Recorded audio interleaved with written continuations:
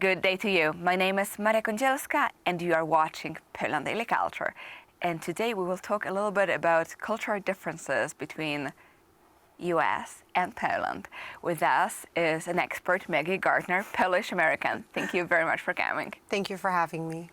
Maggie, you were born in Poland, raised in Miami, and now you again back live in Warsaw in Poland.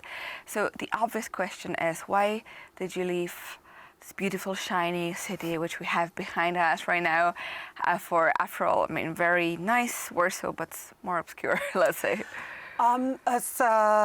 It was a decision that was made together with my husband. I met him while I was in law school and in the States. And of course, at that time, before I met him, my entire plan was to stay in the States and to kind of have my whole family there.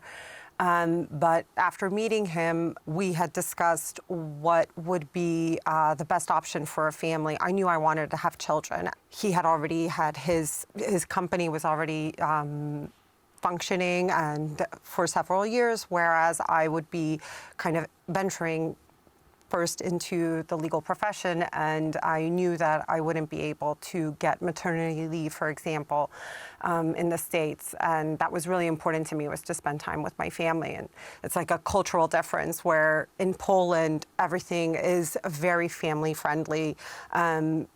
Even supermarkets, restaurants, everywhere you go, it's very family friendly, whereas in the States, it's not the same. It's almost taboo to mention that you want to have a family, you know.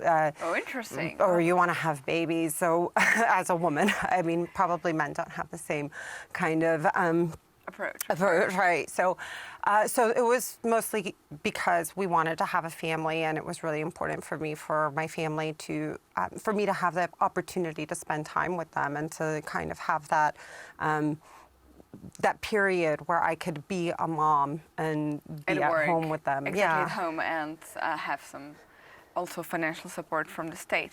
I see. Right. But what was your reaction of your American friends, for example, for this decision when you told them like, hey, okay, but you know, I'm going to Warsaw?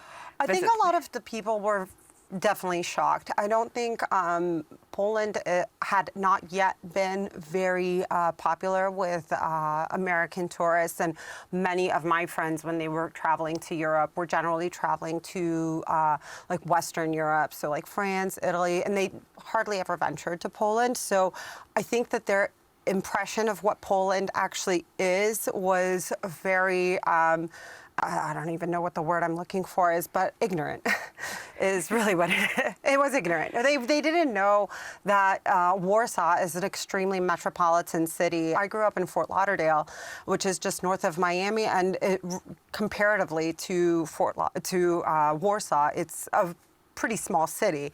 So, and additionally, many of the cities in the States, most of them are young cities, so they don't have the history that Warsaw has. And I think that people in my colleagues and my friends from school, when I mentioned that I was moving to Warsaw, they just really had no idea how vibrant and beautiful Warsaw really is. So they were probably thinking I was moving to some kind of like second or third world country, and I'd be like plowing the fields. I don't know. I mean, they're just not really. And finding with a polar bear. Right. You know.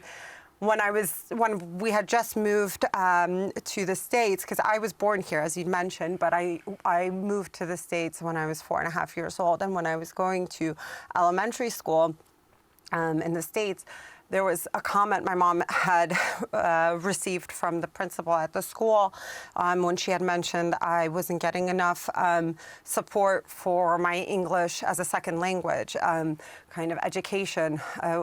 It's a long story, but basically that it was being taught in Spanish to all the students. So I had to somehow learn that Spanish and English were not the same language as a Polish student and try to figure out what they were saying to me. So it was all very difficult for me because many of the students that attend elementary school in the States are or from Cuba, for example, or Yeah, from Latin especially in America. Miami and And Florida, yeah, yes. so they're speaking Spanish, and it was just like natural for them. So anyway, you were I digress. The principal in the school had mentioned to my mom that she should feel lucky that we are in the States and that they have electricity.